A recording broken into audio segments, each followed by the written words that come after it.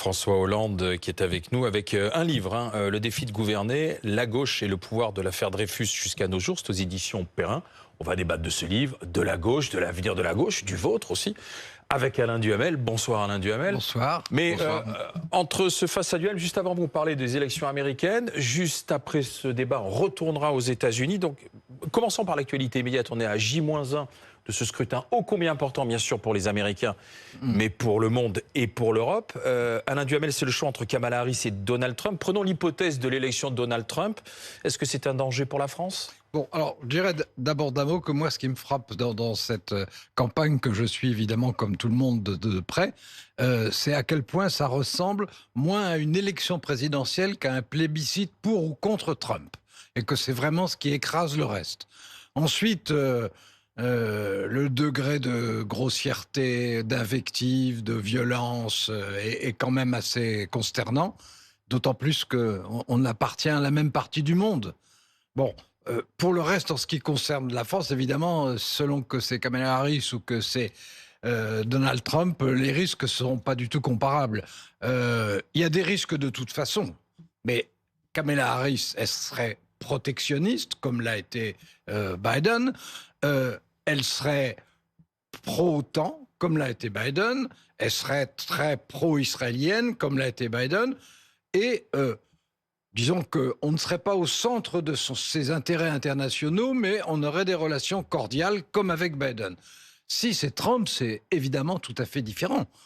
C'est tout à fait différent parce que d'abord, il a une théorie personnelle du chaos. Il considère que avec lui, brusquement, l'univers doit s'organiser autrement. Et pour ne prendre qu'un exemple, ce qu'il propose explicitement s'il l'emporte en matière de droits commerciaux internationaux, on sait déjà que c'est créateur de crise instantanée, puisqu'il propose d'augmenter tous les droits de 20% et, s'il s'agit de la Chine, de 60%. Qu'est-ce que ça veut dire ? Ça veut dire qu'immédiatement, il y a une crise supplémentaire. Bon, et on sait que sur l'OTAN, il n'est pas de parole, puisque lui-même laisse créer un soupçon, une inquiétude, alors qu'une alliance, ça doit reposer sur de la confiance. Et c'est difficile d'avoir de la confiance dans ces cas-là. Disons que le risque Trump est gigantesque. Alors, même question. C'est un danger pour la France, Trump ? Jamais une élection présidentielle américaine n'aura eu autant de conséquences ou pourrait avoir autant de conséquences sur la France, sur l'Europe et sur le monde. Il y a eu des élections qui ont eu des effets. Quand Nixon gagne, ça a eu un effet sur ce qu'a été la guerre au Vietnam. Mais ensuite, là, avec Trump, c'est pas simplement la répétition de ce que nous avons connu dans le premier mandat, si tant est qu'il y ait un deuxième mandat. Là, il y aurait, comme l'a dit Alain Duhamel, une augmentation immédiate des droits de douane, donc un protectionnisme comme jamais on l'a connu, dont les Européens, pas simplement les Chinois, seraient les victimes. Donc en termes d'activité économique, on peut prévoir que si c'est Trump qui gagne, il y aura une augmentation du chômage et une croissance plus faible, et même une inflation peut-être plus forte parce qu'il y aura un déficit budgétaire américain très important, sans doute une politique monétaire qui l'accompagnera parce qu'il faut bien financer le déficit américain. Et donc là, il y a des conséquences économiques. Deuxième conséquence, la guerre en Ukraine, elle s'arrêtera sans doute si Trump gagne, mais au bénéfice de Poutine. Poutine aura gagné. Et si Poutine gagne, il ne s'arrêtera pas. Il ira un peu plus loin. Géorgie, c'est en train d'être fait. Moldavie, nous verrons bien. Mais l'Arménie est déjà sous son contrôle. L'Azerbaïdjan sous sa tutelle. Bon, voilà, Poutine avancera. Troisième conséquence, l'affrontement avec la Chine se produira. Alors, peut-être sur un domaine essentiellement commercial et économique, mais peut-être aussi sur un domaine militaire. Par ailleurs, il a quand même des comportements étranges. Le lien qu'il avait établi avec le président de la Corée du Nord, ça induira sûrement un relâchement de ce qu'est la solidarité atlantique. Donc pour toutes ces raisons, en tant que Français, nous devrions tout faire pour que Kamala Harris gagne, mais nous ne pouvons rien faire, si ce n'est peut-être déplorer. Et d'ailleurs, plus Donc on vous penchez intervient, plutôt pour plus Kamala on Harris. intervient pour dire ça doit être Kamala Harris, j'imagine que les Américains, ceux qui soutiennent Trump, doivent dire raison de plus pour voter Trump. Et vous Parce que- comprenez le vote Trump? Alors le vote Trump, il est de ce point de vue-là intéressant parce qu'il est anticipateur de ce qui peut se produire aussi en Europe, ou ce qui s'est déjà produit en Europe. C'est-à-dire, c'est le vote de personnes qui pensent qu'ils sont méprisés, qu'ils sont abandonnés par une élite américaine et qu'ils vivent une façon d'exister en famille qui est menacée par le wokisme. Donc, ce sont des gens qui veulent renverser le système. Ça peut paraître tout à fait contradictoire parce que Donald Trump est le système, un milliardaire qui a construit sa fortune sur l'immobilier, etc. Mais c'est ainsi. C'est-à-dire, tous ceux qui se sentent méprisés sont derrière Trump. Et plus on attaque Trump en disant c'est un fasciste, ce qui pour certains n'est pas quand même complètement établi, mais pour d'autres réellement, eh bien, ils se disent puisque vous le méprisez aussi, nous sommes avec lui. Et justement, ce qui se passe aux États-Unis, on a la coutume de dire, ça arrive en France quelques années plus tard. Est-ce que si Trump gagne, c'est l'arrivée en Europe d'une vague populiste qui emportera tout, même si elle est peut-être là déjà? Trump est très typique d'abord de ce qu'on appelle l'illibéralisme, c'est-à-dire qu'il a un souverain mépris pour le droit, pour les libertés constitutionnelles, et il est prêt, il l'a démontré d'ailleurs, quand il a refusé sa défaite, c'en était la démonstration la plus éclatante. Il est prêt à bousculer tout le système juridique. Bon.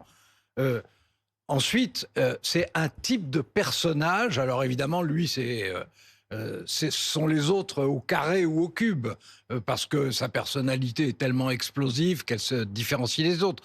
Mais c'est un de ces personnages qui ont à la fois du charisme, des ambiguïtés, des contradictions énormes, un style invraisemblable, mais qui sont annonciatrices de quelque chose. Le fait qu'à un moment de l'histoire, on voit ce genre de personnage s'imposer à ce niveau-là, c'est-à-dire que peut-être que dans 48 heures, on nous dira « bah oui, c'est lui ». Ce genre de personnage, ça prouve à quel point on entre dans une période qui risque d'être une période de convulsion.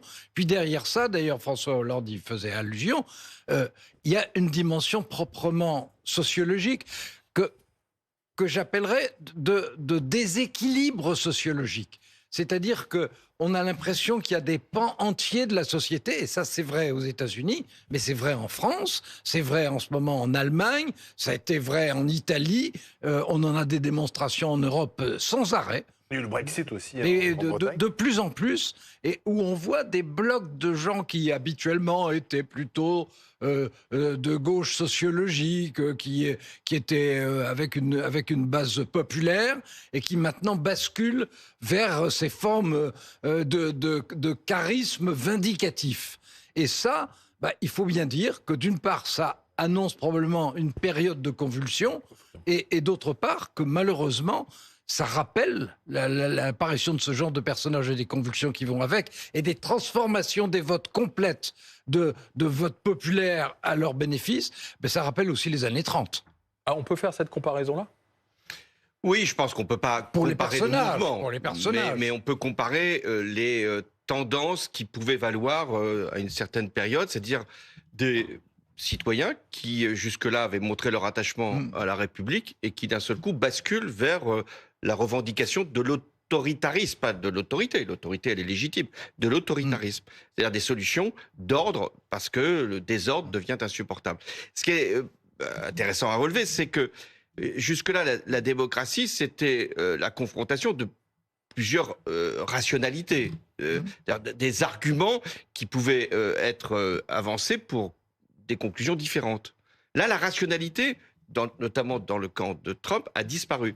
Il n'y a pas de théorie de Trump. C'est une forme d'émotion ou d'expression, de passion, de délire qu'il exprime lui-même avec force. Et que des gens qui jusque présent avaient été rationnels bascule, parce que pour faire 50%, même s'il n'y aura pas forcément ça en vote populaire, mais pour faire la moitié du peuple américain, ça veut dire qu'il n'y a pas que des gens qui sont dans le désarroi, dans le refus du système, qui votent Trump. Il y a le besoin d'aller chercher une solution extravagante. C'est ça qui est inquiétant. C'est-à-dire que c'est les démocraties qu'on pensait extrêmement solides, la démocratie américaine... Donc c'est l'échec des gens raisonnables aussi. Ah, ça veut dire que les gens raisonnables doivent se poser la question comment faire de la politique aujourd'hui. Mais monsieur le Président et Alain Duhamel, justement, regardez les thèmes. Les thèmes, on les retrouve ici. Immigration, inflation, pouvoir d'achat, sécurité, insécurité, même si l'Amérique a d'autres paradigmes sur la sécurité et l'insécurité, mais c'est les mêmes thèmes que l'on a en France et où les Français ont l'impression qu'on n'arrive pas à apporter de réponses concrètes, que ce soit la gauche, la droite, vous en parlez d'ailleurs dans votre livre, François Hollande. Donc il faut apporter des réponses si on veut éviter que les populistes excessifs, justement, prennent la main. Ah ben, c'est pour ça que la question de savoir s'il y a en France des alternatives crédibles à ce qui pourrait s'apparenter de près ou de loin à un mouvement comme celui de Trump, c'est une question extrêmement actuelle et c'est une question extrêmement concrète. Bon, en France, on a le Rassemblement national qui avance. Et qui avance et qui multiplie des gains. Ouais. Qui en plus se professionnalise, ce qui n'était pas du tout le cas il y a 5 ans. Quand on regarde la façon dont il se comporte à l'Assemblée aujourd'hui, on a l'impression que on a une armée de soldats de plomb qui sont infiniment plus disciplinés que n'importe quel autre groupe parlementaire. François Hollande peut certainement en témoigner. L'AFI en particulier. Non, mais même que tous les autres, que ceux de l'ex-majorité aussi. Ceux de l'ex-majorité, ils passent leur temps, ils ressemblent à un jeu de Mikado. C'est-à-dire qu'on a l'impression que c'est l'assemblage de tout petits bâtons dont la chute de l'un entraîne tout. Bon, c'est aussi un refus du parlementarisme classique. On s'est dit il y a 1 an, au fond, on va peut-être revenir au parlementarisme maintenant. Je suis pas sûr que la démonstration aujourd'hui soit absolument idéale sur les bienfaits du retour au parlementarisme. Le spectacle qu'on donne, nous, en France, avec cette France qui paraît ingouvernable, est-ce qu'elle est d'ailleurs ingouvernable, cette France, jusqu'à la prochaine présidentielle? Non, elle n'est pas ingouvernable, il y a un gouvernement. Il a théoriquement une majorité dans laquelle, d'ailleurs, le Rassemblement national est partie prenante. C'est en sens que c'est pas si simple. C'est pas une majorité assumée pour le parti d'extrême droite, de se retrouver soutenant un gouvernement qui est lui aussi appuyé, principalement d'ailleurs, par l'ancienne majorité. Donc il y aura des contradictions qui vont se nouer à un moment ou à un autre. Mais pour rester sur le sujet de l'alternative, parce qu'il y a une extrême droite qui progresse partout en Europe, pas simplement aux États-Unis. Elle progresse sur les thèmes que vous avez évoqués, c'est-à-dire l'immigration et ce qu'elle peut générer comme difficulté, l'inflation, même si elle a beaucoup baissé, mais c'est quand même un pouvoir d'achat qui s'est amputé ces derniers temps. La peur du déclassement.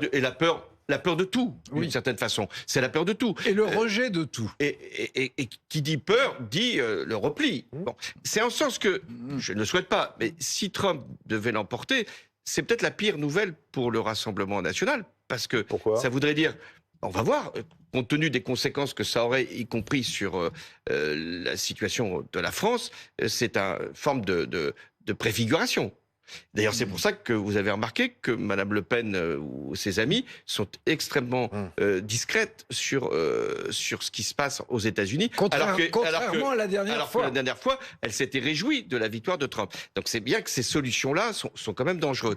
Et donc le choix qui va se faire à un moment ou à un autre, c'est de dire, bon, est-ce que vous êtes pour le repli? C'est une solution qui existe en Europe. Là, je pense que dans quelques années, la moitié des pays européens seront aujourd'hui sur la théorie du repli. Ou est-ce que il y a une force qui est capable d'émerger de cette situation? Ça dépend beaucoup de la France et de l'Allemagne. C'est pour ça que la stabilité de la France et la stabilité de l'Allemagne sont tout à fait décisives pour la suite. Est-ce que l'Europe puissance, ça peut exister ou ça n'existe pas? Si ça n'existe pas, les solutions de repli l'emporteront sur les solutions d'ouverture. Est-ce que c'est la gauche qui peut justement apporter une réponse différente? Je dirais que ça n'est pas cette gauche-là. Ça met une gauche, française, une gauche. Bon, Je veux dire, en France, il y a toujours eu besoin, et il y a besoin, et même dans l'histoire, puisque votre livre porte sur l'histoire, dans l'histoire, il y a toujours eu une gauche réformiste. La gauche n'a jamais gouverné que quand c'est la gauche réformiste qui l'emportait sur la gauche, disons, de rupture, pour ne pas employer de mots polémiques. Si ça n'est pas la gauche réformiste qui l'emporte, la gauche ne gouverne pas. Ça, c'est la première des conditions. C'est-à-dire la gauche que peut incarner M. Hollande qui est face à vous, quoi. Par exemple. La social-démocratie. La social-démocratie, on peut appeler ça comme ça. La gauche réformiste. La gauche réformiste aussi. Oui, mais si j'ai pas employé le mot la social-démocratie, c'est parce que classiquement, quand on parle de social-démocratie, on parle d'une alliance organique avec les syndicats. Et en France, il n'y a jamais eu ça. Les syndicats sont toujours restés à l'écart. Ce qui explique d'ailleurs, en bonne partie, en tout cas je le crois, pourquoi l'électorat populaire a pu se détacher aussi facilement du Parti socialiste. C'est qu'il n'y avait pas d'union organique avec les syndicats pour les arrimer à la gauche réformiste. Bon, donc je disais, première chose, oui, il faut que ce soit la gauche réformiste qui l'emporte.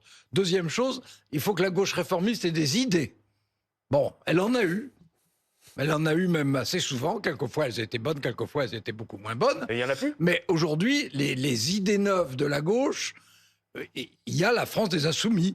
Bon, la France des Insoumis, elle fait des propositions que personnellement je trouve inapplicables, mais ça, chacun a le droit de penser ce qu'il en veut. Mais la gauche réformiste n'est plus productrice d'idées. D'ailleurs, la preuve, c'est qu'elle a ratifié le programme que lui proposait Jean-Luc Mélenchon, même si, au fond, j'imagine que beaucoup d'élus, vous le savez bien, ont des réserves. Ça, c'est la deuxième condition. Mais ça n'est pas suffisant. La troisième condition, et ça nous amène tout droit à François Hollande, la troisième condition, c'est que il ne faut pas simplement que la gauche réformiste soit plus forte que la gauche qui ne l'est pas. Il ne faut pas simplement que la gauche réformiste retrouve des idées, ce que pour l'instant elle ne fait pas. Il faut que la gauche réformiste s'incarne dans un leader. Parce que la gauche n'a jamais gagné que si elle avait un leader qui la personnifiait. Ça a été vrai depuis qu'elle existe. Bon donc... Alors, quel leader? Alors avant le leader, peut-être les idées. Oui. Non, mais reprenons le fil. Dans l'histoire, et c'est le sens du livre que j'ai écrit, il y a toujours eu deux gauches. C'est pas une affaire récente, les deux gauches. C'est finalement, dès l'origine, dès l'affaire Dreyfus, il y a deux gauches. Une gauche qui même dès la Révolution. Et on peut dire même dans la Révolution. Mais dans la Révolution, ça ne se situait pas autour de la question sociale, notamment. Non. Donc, il y a une gauche qui considère que la question sociale, c'est tout à fait décisif, mais qu'au-delà de la question sociale, il y a la liberté, il y a la nécessité de soutenir un capitaine juif innocent. Et puis, il y a une gauche qui considère que ça, c'est une affaire subalterne, que ce qui compte, c'est l'insurrection, c'est la défense du monde prolétaire, etc. Et puis, ça s'est ensuite figé dans le rapport PC-PS, qui a quand même structuré la vie politique française. Alain Duhamel est un spécialiste jusqu'au milieu des années 80. Puis après, il y a eu d'autres formes de gauche radicale, extrême. On se souvient quand même des résultats de Arlette Laguillet ou de Besancenot dans l'élection qui a fait perdre à Lionel Jospin la possibilité de devenir président de la République en 2002. Avec l'aide de Chevènement. Avec l'aide de Chevènement, mais ça n'aurait pas suffi. Mais Chevènement y a été pour beaucoup. Et puis, ensuite, ça s'est organisé autour du mouvement de Jean-Luc Mélenchon. Donc, il y a toujours eu de gauche. Mais comme il a été dit... Alain dit que c'est la gauche radicale qui produit des idées. C'est pas la gauche réformiste en ce moment. Non, je ne dis pas ça. Je ne dis pas ça. Je dis qu'en ce moment, la gauche réformiste ne produit pas d'idées. Oui. Alors que dans le passé, elle a produit des idées. Pour qu'elle produise des idées, il faut encore qu'elle existe politiquement. Et donc, les partis, ça fait partie de l'espace démocratique. Et donc, la première condition que je pose, c'est qu'il convient que la gauche réformiste se donne, comme ça a été le cas dans le passé avec le Parti socialiste, un grand parti parce que c'est là que s'élaborent les idées, que se sélectionnent les candidats, que s'organise le débat public, que ce travail de... Donc, il faut changer les têtes du Parti socialiste. Donc, il y a une étape qui est le congrès du Parti socialiste. Ouais, et ensuite, il y a l'étape suivante. Qui est prévue par les statuts. Donc, qui est de droit. Qui est de droit. Mais bon, je ne doute pas d'ailleurs qu'il aura lieu. Ensuite... Ça... Mais je veillerai à ce qu'il ait lieu. Ensuite... Vous voulez un congrès pour faire changer la direction. Oui, mais Pour faire partir si l'idée c'est- forte. Si c'est simplement pour faire changer de direction, ça n'a pas beaucoup d'intérêt. C'est pour faire que cette force réémerge, s'élargisse. Il y a Raphaël Glucksmann, Cazeneuve, d'autres encore qui peuvent la rejoindre. Et ça fait C'est une pour force. réveiller la gauche Et réformiste. pour que la gauche réformiste soit la première en France, de manière à ce qu'elle puisse permettre l'alternative, c'est-à-dire Oui, mais justement, l'accès au parce pouvoir. qu'Alain Duhamel disait il y a les idées et il y a l'incarnation. Du coup, comme François Hollande est en face de vous, est-ce que François Hollande est l'incarnation du futur de la gauche ou du passé? Alors je vais répondre peut-être à Alain Duhamel. J'ai été cette incarnation, Oui. parce que si j'ai gagné l'élection présidentielle en 2012, Oui. c'est après des primaires qui n'étaient pas forcément le meilleur mode de sélection, mais c'est parce que j'ai été l'incarnation à un moment. Et l'incarnation, ça ne se proclame pas. À un moment, ça se forme autour d'une personnalité qui émerge. Elle émergera. Est-ce que vous Je voulez n'ai être aucun cette doute, mais personnalité si- Est-ce que vous voulez être cette personnalité mais moi, je l'ai déjà été. Je ne veux pas donner l'impression que en Vous dehors êtes redevenu député. en dehors de moi, il n'y aurait pas de salut. Vous Il y a- avez dit vous-même que vous veillerez à ce que vous personnalisez quand même pour Ah oui, le je veillerai à ce renouveau. que 2027 se passe de la meilleure des façons, c'est-à-dire avec une incarnation. Ce qui veut dire quoi? Ce qui veut dire que ce grand parti socialiste qui doit émerger dans quelques mois, qui doit s'élargir, doit avoir un candidat ou une candidate à l'élection présidentielle. Il n'y a pas de candidat unique de la gauche et il ne peut pas y avoir faut une candidature un candidat LFI François Hollande qui puisse est- permettre la est-il- victoire de la gauche. Alain, Alain, a-t-il il faut cette répondre à cette incarnation François Hollande. Il n'y a pas une candidature unique de la gauche et il n'y a de succès de la gauche dans une présidentielle que si c'est le candidat Oui. de gauche Bien réformiste qui sûr. est en Alors, tête. Est-ce que c'est au François premier Hollande, tour. l'homme de la situation Écoutez, il y a plusieurs hypothèses. Pour l'instant, il n'y a personne. J'ai plus rien. Mais à la tête du Parti socialiste, dans l'état-major du Parti socialiste. Il y a des noms, pardon. Non, non, Raphaël non, mais- Glucksmann qui a fait un bon résultat. Non, je Bernard parle- Cazeneuve je qui part en parle de- campagne, Mais non, mais semble-t-il. vous m'écoutez Pardon. mal, parce que vous écoutez tellement et avec tellement de passion François Hollande que vous n'écoutez pas Pardonnez-moi, mes réponses. c'est de ma faute. Vous n'écoutez pas mes réponses. Je dis, il faut que les socialistes soient plus forts que ceux qui sont la gauche de rupture. Il faut qu'il y ait une personnalité qui s'impose au Parti socialiste. Bon, au Parti socialiste, la seule personnalité que je connaisse, c'est François Hollande. Je veux dire qui existe au niveau national. Au niveau Vous national, avez cité Bernard Cazeneuve. Bernard Cazeneuve et Raphaël Glucksmann, qui sont deux personnalités tout à fait estimables, avec du talent l'une et l'autre. Glucksmann a fait, à mes yeux en tout cas, la meilleure campagne pour les élections européennes et a obtenu un résultat étonnamment encourageant compte tenu de l'état de la gauche réformiste. Et Bernard Cazeneuve a démontré à vos côtés qu'il avait des qualités d'homme de gouvernement Il aurait pu être Premier ministre. d'ailleurs. incontestables. Donc, Hollande il aurait pu 2027. l'être, il aurait pu l'être, et peut-être il pourrait le redevenir. Donc Hollande Mais- 2027, c'est possible. Alors, ce que je pense, c'est que il y a. Je ne vois pas de quatrième nom, mais il y en aura peut-être. D'ailleurs, s'il y a des gens nouveaux, y compris des femmes, parce que dans les noms en question, il n'y a que des hommes. Donc, ça serait bien qu'il y ait aussi une femme qui émerge. Ça s'est déjà produit quand même au Parti socialiste. Elle n'a pas Il y été a- aidée. Hein, dans cette- Mais non, mais il y a eu Ségolène Royal. Ouais, c'est mais ce il y a que eu- je dis. Mais à un moment, il y a eu Martine Aubry aussi. Oui. Il y a un moment, on a pensé que Martine Aubry devait être la présidentiable. Et ça aurait pu Elle a être. participé à la Bon, il n'y a primaire. pas de raison que ça ne se retrouve pas maintenant avec d'autres Donc pour femmes. l'instant, c'est François Hollande. Mais je dirais que pour l'instant, ayant un niveau national susceptible d'entraîner quelque chose, ils sont pas 150. Il y a au Parti socialiste, il y a François Hollande, bon, tel qu'il est devant nous. On m'a pas cité Lucie Castet. Hein. Et aux portes du Parti socialiste, il y a Glucksmann d'un côté, qui n'est pas socialiste, mais qui est social-démocrate, réformiste, et qui pourrait très bien incarner la gauche réformiste. Et puis, il y a Bernard Cazeneuve. Et François Ruffin, qui est un peu à Alors, part. François Ruffin, c'est autre chose. Parce Oui, que mais enfin, François dans la Ruffin- dernière enquête la sur dernière qui fois- incarne bien la gauche, la- François Ruffin oui. sort en tête. Ben, moi, la dernière fois que j'ai éclaté de rire en lisant un article politique, que, en général, ça ne fait pas éclater de rire les articles politiques, c'est quand j'avais lu la déclaration de François Ruffin dans le Nouvel Observateur disant « Je suis un social-démocrate ». Quand on se rappelle ce qu'il avait dit toute sa vie et ce Ouais. qu'il avait écrit dans je ne sais combien de livres, bon, c'est pas le cas. Et François Ruffin, c'est pas lui qui va incarner la gauche réformiste. Mais il faut aussi convaincre le peuple de gauche, ou les électeurs de gauche. Dans ce sondage, effectivement, le nom de Glucksmann, de Ruffin, même Fabien Roussel est bien placé. François Hollande, vous arrivez Oui, mais derrière. ça, c'est une question de sympathie. Roussel, Jean-Luc Mélenchon et François Hollande. Mais il n'y a pas de victoire possible pour la gauche dans l'état où elle est aujourd'hui. Ah bon parlons, oui. Quand vous faites 35%, mais tout bien pesé, dans des élections européennes, puisque c'est le dernier scrutin national, et encore moins aux au autres moment des élections. élections législatives, vous ne pouvez pas dire je vais gagner la présidentielle. Il faut donc non seulement, parmi toutes les conditions qui ont été posées, que le Parti socialiste se réanime, qu'il trouve des idées. Mais il y en a, et on va les... Enfin, il y en aura peut-être. Il y en aura, mais il y en aura. Et Parce on va que pour travailler. l'instant, Et pour ça, il faut travailler. Il n'y a pas d'autre manière de faire que de travailler, et de rencontrer les Français. Et la troisième condition, c'est de s'élargir à d'autres, c'est-à-dire de convaincre des électeurs qui, aujourd'hui, dans tous ces baromètres, vous disent qu'ils ne sont pas nécessairement de gauche, mais qui pourraient peut-être le faire dans un certain nombre de circonstances. Face à qui? Parce que c'est ça la question. Face à qui? À une droite qui est en train de se reformer. Malgré tout, je m'en plains pas. Il faut qu'il y ait une gauche, il faut qu'il y ait une droite. Elle est, avec le gouvernement de Michel Barnier, elle est recomposée. Mais il y a une extrême droite. Et aujourd'hui, l'extrême droite, ça ne me plaît pas de le dire, c'est le premier parti de France.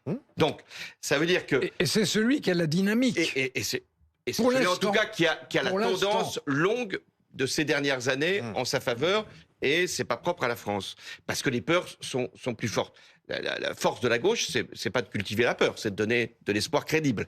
Donc la question, ça va être donc de faire en sorte que le Parti socialiste se réanime, qu'il trouve des idées, une incarnation, et qu'il s'élargisse. Et c'est en ce sens que la place que n'occupe plus la majorité sortante et Emmanuel Macron laisse une force possible pour la gauche réformiste. Oui, mais justement, parlons de cette gauche réformiste-là. La gauche réformiste d'aujourd'hui, c'est celle qui légalise le cannabis ou si c'est celle qui prend en compte l'insécurité, la peur des Français et qui envoie l'armée, comme l'avait évoqué Ségolène Royal à une époque? Il y a un clivage au sein de cette gauche aujourd'hui. Il y a des on parle de l'armée, là, maintenant, envoyée dans les quartiers. Il y a des clivages au sein de la gauche. Il y a des clivages entre la gauche de rupture et la gauche qui était une gauche de gouvernement. Et, je le disais tout à l'heure, la gauche réformiste n'a pas produit beaucoup d'idées récentes. Et en particulier sur les sujets qui sont les plus sensibles pour les gens, ceux qui ont justement provoqué des blocs sociaux entiers changeant de côté. Ça ne se produit pas très souvent dans l'histoire. C'est pour ça qu'on a une période qui est intéressante, mais extrêmement dangereuse. Quand il commence à y avoir des blocs sociologiques brusquement, on le voit aux États-Unis, on le voit en France, on le voit dans toute l'Europe d'ailleurs. Aujourd'hui, et dans ces cas-là... il faut s'interroger sur les raisons pour lesquelles un électorat populaire qui traditionnellement votait à gauche bascule à l'extrême droite. Bon, aujourd'hui c'est le cas et pour l'instant, sur les 3 dernières élections, c'est le mouvement. Bon, c'est une réalité, elle fait plaisir, elle fait pas plaisir, ça c'est autre chose, c'est une réalité. Et sur la sécurité justement alors si et la lutte contre le trafic de drogue. Gauche, non mais j'y arrive à... Peut-être que j'y arrive trop lentement, mais enfin j'y arrive. Mais j'aime bien les raisonnements, quand même. Hein. Je trouve que on l'écoute attentivement. Mais j'allais vers la conclusion, c'est pour ça. Oui, vous anticipez. Si la gauche, je pense, veut non pas simplement se recomposer à l'intérieur du Parti socialiste, quitte à l'ouvrir, mais veut retrouver un électorat populaire qu'elle a perdu, si elle veut ça, il faudra évidemment qu'elle regarde, qu'elle parle autrement et qu'elle fasse d'autres propositions sur ce qui a provoqué la mutation de blocs sociologiques entiers. Autrement dit, en clair, sur l'immigration, sur la violence, sur l'insécurité. Là, on parle beaucoup du narcotrafic avec des propositions. Il faut envoyer l'armée. D'autres disent au contraire, légalisons le cannabis parce qu'on n'y arrivera jamais. Quelle est votre position, François Hollande? Alors, la gauche réformiste, si elle veut parvenir de nouveau au pouvoir, parce qu'elle a gouverné quand même ces 30 dernières années à plusieurs reprises, et elle a affronté des sujets difficiles. Elle a connu des épreuves, je peux en témoigner. Et elle a montré qu'elle était capable de les surmonter. Elle doit faire un double effort. Un effort vers les quartiers populaires, ceux-là même que Jean-Luc Mélenchon et les filles ont eu comme cible, autour du thème qui est essentiellement la Palestine aujourd'hui, ou du thème identitaire. La gauche réformiste doit montrer à ses populations, à ses électrices et ses électeurs, que la question sociale, elle est déterminante, la question éducative, elle est déterminante. On ne peut pas simplement leur dire, écoutez, regardez, soyez solidaires. C'est une cause qui qui peut être justifié. Mais vous soyez solidaire de la Palestine, mais regardez vos quartiers, regardez comment ils sont animés, protégés, sécurisés. Et puis l'autre effort, c'est auprès de populations qui ne sont pas forcément confrontées à l'insécurité comme ça peut exister dans certains quartiers, dans certaines métropoles, mais qui sont inquiètes par rapport au narcotrafic ou par rapport à des meurtres qui peuvent se produire, y compris dans des petites villes. C'est ça qui s'est posé. Poitiers, donc vous me posez la question. Poitiers, Valence. Vous me posez la question. Aujourd'hui, face au narcotrafic qui a pris une ampleur à la fois d'organisation, de criminalité, de violence, il faut faire aucune concession. Et la proposition de légaliser le cannabis aujourd'hui n'entraînerait en aucune façon une baisse du trafic, puisqu'on voit bien que c'est sur d'autres produits que ça se fait. Alors on dirait, il y a des produits qui sont autorisés, là, allez voir le buraliste, il va vous offrir, mais si vous voulez toujours prendre votre produit de synthèse ou votre... Puisque vous êtes cocaïne, député, alors, au Palais Bourbon, vous diriez oui, par exemple, à des patrouilles de militaires, d'armée ou pas? La deuxième question, c'est l'armée. C'est pas Ségolène Royal qui avait parlé d'envoyer l'armée. Samia Ghali. C'était Samia Ghali. Oui, sénatrice socialiste de Marseille. Ségolène Royal avait parlé d'encadrement militaire. Ouais. C'est autre chose qui d'ailleurs a tout à fait sa justification. Mais c'est pas l'armée qu'il faut envoyer dans les quartiers. Vous vous rendez compte si on commençait à dire j'envoie l'armée dans des quartiers? C'est pas le rôle. On envoie des policiers et des CRS. Ils sont pas assez nombreux. Alors, donc c'est la question. À nous de faire qu'ils soient plus nombreux, qu'ils soient mieux équipés, qu'ils soient mieux encadrés, qu'on puisse avoir, grâce à une autre organisation de la justice, des procédures qui soient plus rapides, qu'on arrive à saisir les comptes de ces trafiquants. Mais je crois qu'effectivement, il faut envoyer plus de personnel sur place. Alors on dit police de proximité, maintenant les mots sont galvaudés, il faut plus de policiers. Et d'ailleurs, c'est ce que demandent ces habitants. Parce que le risque de ces habitants, il est sur eux. Les enfants, les gamins, les adolescents qui se font tuer, ces adolescents chez eux. Donc c'est pour eux qu'il faut assurer la sécurité. Oui, qui sont instrumentalisés et équipés. Mais il y a deux choses. D'une part, il y a la question des moyens et des effectifs. On le dit toujours, moi, ça fait 60 ans que j'entends ça. Il y a eu des efforts incontestables pour augmenter les effectifs, pour augmenter les budgets et pour augmenter les équipements qui ont eu lieu. Et depuis que Emmanuel Macron est là, tout le monde peut le vérifier. Le nombre des effectifs et des budgets, incontestablement, a augmenté. Ça ne suffit pas. Et pour la gauche, il y a bien sûr la question, pour la gauche de gouvernement, il y a bien sûr la question de savoir quels sont les moyens dont on doit disposer, mais il y a aussi l'attitude vis-à-vis de la population et la façon de prendre à bras-le-corps publiquement les questions de sécurité et d'immigration. Et de ce point de vue, on a eu des ministres de l'Intérieur socialistes qui étaient à poigne. Quelqu'un comme Pierre Joxe ou quelqu'un comme Jean-Pierre Chevènement, c'était pas des laxistes du tout. C'était même Manuel Valls, bien sûr. Bernard Cazeneuve, il a montré face à des situations extrêmement douloureuses et difficiles, combien la politique de sécurité pouvait se faire sans entraver les libertés. On a accusé la gauche sur la justice d'être trop laxiste. Mais c'est pas là-dessus. Juste un mot, pardon. C'est une critique qui revient souvent de la part de la droite. Mais c'est pas le laxisme de la gauche qui fait la justice. Ce sont des magistrats. Les magistrats, ils sont de gauche. Vous croyez ça, vous? Vous pensez que les magistrats sont de gauche? Mais non, les magistrats, ils sont à l'image de la population. Ce qui est vrai, c'est qu'il n'y a jamais eu autant de personnes qui soient aujourd'hui en prison. Oui. Ça veut dire que la justice, elle frappe. On peut dire qu'il n'y a pas assez de prisons, on peut dire les procédures sont trop longues. Donc c'est un fantasme, tout ça est le laxisme. Le laxisme de la justice, il faut aller devant un juge pour en être convaincu. Et si vous allez devant les comparutions immédiates, vous allez voir ce que c'est que la justice. Mais l'impression, et en politique, c'est souvent l'impression qui compte, ressenti. Quand une personne est condamnée et qui ne va pas en prison tout de suite, eh bien, même s'il ira en prison dans 1 an, le mal est fait. Donc, il faut que la sanction soit immédiate et son exécution. Alain Diomé. Mais justement, d'une certaine manière, le problème de la gauche du gouvernement, c'est le même que le problème des magistrats. C'est-à-dire que ça n'est pas la question de savoir s'ils ont envie d'être fermes ou pas fermes. Ça n'est pas simplement de savoir s'ils prennent les moyens pour le faire. Ça n'est pas de savoir si les sanctions qui sont prises sont les bonnes sanctions ou pas les bonnes sanctions. C'est le fait d'assumer que la question de la sécurité et celle de l'immigration posent des problèmes qu'on ne connaissait évidemment pas il y a 30 ans et qu'il faut y trouver, si j'ose dire, des réponses franches et pas simplement des réponses soit gênées, soit discrètes, soit indirectes. Et c'est difficile. C'est difficile, ça n'est pas dans la tradition, parce que la gauche réformiste, c'est d'abord la gauche des libertés. C'est ça son histoire. Pardon, monsieur le Président. Et je termine, parce que d'autant plus que j'ai bien écouté.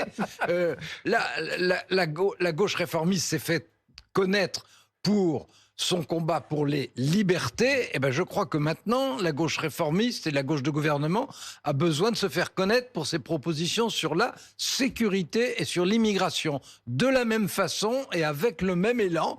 Et ça serait un sacré changement. Mais justement, prenons un gouvernement de gauche en Espagne.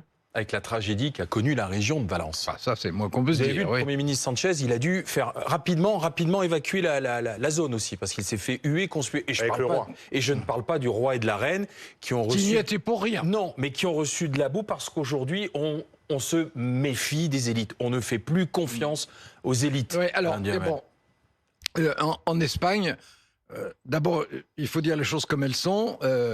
La France a des défauts, mais elle a une administration, notamment quand on a des drames et des catastrophes qui fonctionnent dans ces cas-là remarquablement bien. Ça n'est pas vrai dans tous les pays qui ne disposent pas des mêmes moyens et des mêmes habitudes et des mêmes entraînements. Mais moi, ce qui m'a frappé le plus, et c'est d'ailleurs une des raisons principales de la fureur légitime des populations, c'est que l'alerte a été donnée délibérément trop tard, délibérément trop faible, avec un niveau 2 et pas un niveau 3. Pourquoi délibérément parce que, et c'est là où je voulais en arriver, parce que c'est à la fois un problème politique et un problème humain, parce que tant que c'est niveau 2, c'est la région qui dirige, si c'est niveau 3, c'est le gouvernement national qui dirige. Et en Espagne, la répartition des pouvoirs entre les régions et le gouvernement central est très différente de la nôtre, au bénéfice des régions. Et là, ce qui a été choquant, c'est deux choses. La première, c'est que la région a attendu pour faire des annonces et mettre en garde, et l'a fait de façon trop douce, si j'ose dire. Et l'autre chose, c'est que la région, qui est de droite, qui a un gouvernement de droite, s'est bagarré contre le gouvernement qui est de gauche pour que ça ne soit pas, comme c'est prévu par les textes, le gouvernement de gauche qui prenne les décisions. Et qui, lui, dispose des moyens, notamment militaires, dont ne dispose pas le gouvernement régional. On va répondre sur l'Espagne, puis après on reviendra à la question majeure de l'insécurité et même de l'immigration. En Espagne, ce qui s'est produit, c'est une nouvelle illustration de ce que peut faire le réchauffement climatique et les dégradations. Dans le sud de la France, nous avons eu des phénomènes moins amples, mais qui ont créé des drames. Donc, nous devons en tirer deux conclusions. La première conclusion, c'est que personne ne peut contester le réchauffement climatique aujourd'hui. Ça devient difficile. Il n'y a que Donald Trump peut-être. Ça devient absurde. Mais ça devient difficile. Et même l'extrême droite qui, à un moment, doutait, je crois, est obligée d'en faire le constat. La deuxième conclusion, c'est que même si on prend des décisions importantes pour l'avenir, il y a maintenant des anticipations, des préparations de ce que des catastrophes peuvent arriver. La gestion des catastrophes, on a parlé de la gestion du terrorisme, c'est aussi une catastrophe. La gestion des catastrophes doit être anticipée, ce qui suppose une organisation de l'État qui doit être encore, en France, elle est bonne, mais encore améliorée. J'en arrive à la question de l'insécurité et de l'immigration. Un des problèmes de la gauche réformiste, c'est que quand elle gouverne, elle fait généralement preuve, et Alain Duhamel l'a répété, d'un grand sens de l'État et même d'autorité. On regarde ce qu'a fait Mitterrand, Jospin, moi-même, il y a eu des décisions qui étaient difficiles et qui ont été prises, mais que dès qu'on sort du pouvoir, il y a une forme de mauvaise conscience, une forme de doute, de suspicion. Est-ce qu'on a bien respecté les libertés? Est-ce qu'on n'en a pas trop fait du côté de l'insécurité? La gauche des réformistes doit se débarrasser de tout ce qui est sa mauvaise conscience que la gauche radicale lui insuffle régulièrement. Moi, j'ai été traité de tout au moment de la lutte contre le terrorisme ou de textes qu'on a fait passer sur l'immigration, alors qu'on a fait les choses avec... Ou sur la déchéance de nationalité. Sur la déchéance de nationalité, etc. Il faut se débarrasser de cette mauvaise conscience. Et par ailleurs... Donc, assumer. Il faut assumer ce qu'on fait. Sur l'immigration, il est nécessaire de maintenir le droit d'asile. Tout le monde l'accepte d'une certaine façon. C'est un Presque tout le monde. Presque tout le monde. C'est un droit fondamental. Et Le débat n'est pas sur ça. Le débat n'est pas sur ça. Le débat, c'est on accueille ceux ou celles qui peuvent être accueillis, mais on doit raccompagner. Tant qu'on ne s'est pas mis dans la tête qu'il faut raccompagner ceux qui n'ont pas de droit à être ici, on est dans la mauvaise conscience. Alors, c'est pas facile de raccompagner. Ça, c'est les populistes qui disent il y a plus qu'à les mettre sur un bateau, dans un charter, et puis c'est fini. Ou de les envoyer en Albanie ou au Rwanda, comme certains pays l'ont imaginé. Non, mais il faut assumer le fait que pour une partie de ceux qui n'ont pas de droit à être ici, il faut les raccompagner. C'est pas être défaillant par rapport à des valeurs, c'est pas être dans un manquement par rapport à ce qu'est l'éthique de la gauche. C'est au contraire de dire à la population nous respectons la règle. Ce qui est très important, et c'est ça que je veux que la gauche réformiste incarne, il doit y avoir des règles dans un pays. Il doit y avoir des règles parce que sinon, c'est la loi de la jungle. Et le rôle de la politique, et le rôle de la gauche en particulier, c'est de faire respecter les règles. Alors justement, ce que dit François Hollande à l'instant, c'est d'assumer. Assumer quoi? Un nouveau défi pour gouverner? C'est ça l'enseignement? Ou pour regouverner, Alain Duhamel? Il y a à la fois des questions nouvelles qui se posent, qui ne se posaient pas d'ailleurs avec la même intensité il y a encore 15 ans. Et il y a un mouvement qui n'est pas un mouvement français, qui est un mouvement occidental et qui est devant des convulsions qui existent, qui sont des convulsions démographiques liées à l'immigration, qui sont des convulsions économiques aussi, qui sont des convulsions militaires maintenant avec l'Ukraine. Et devant ça, il faut effectivement que la gauche réformiste, que la gauche de gouvernement, qui a toujours été en pointe en ce qui concerne les libertés, même si la gauche radicale l'a été elle aussi, mais simplement, c'est pas elle qui gouvernait. Donc c'est pas elle qui en avait le mérite. Il faut que maintenant, la gauche de gouvernement soit aussi une gauche de fermeté assumée. Et ça, c'est en tout cas en image, peut-être pas dans la tête, mais en image, c'est une métamorphose. Merci, Monsieur le Président François Hollande, d'être venu discuter, débattre avec Alain Duhamel. Le défi de gouverner, je le rappelle, c'est ce livre qui a servi à structurer cet entretien et ce débat. François Hollande, le défi de gouverner la gauche et le pouvoir, de la faire refuge jusqu'à nos jours, aux éditions Perrin. Merci François Hollande, merci Alain Duhamel. Merci.